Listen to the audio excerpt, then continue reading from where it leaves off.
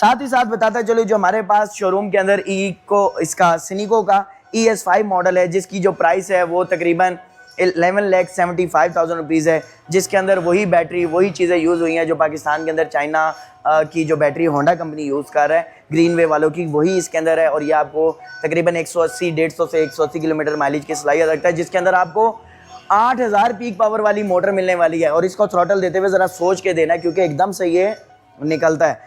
बात यहीं ख़त्म नहीं होती। आइमा ओरिजिनल चाहिए तो वो भी आपको हमारे पास मिलेगा, और आइमा कॉपी चाहिए तो वो तो आपको कहीं भी मिल जाएगा। इसके अलावा अगर आपको इवियन चाहिए तो वो भी हमारे पास मिलेगा। इवियन के इस टाइम ट्रेंडिंग मॉडल्स जो से वो भी आपको मिलेंगे सिर्फ और सिर्फ अली खान ऑटो कंपनी के ऊपर।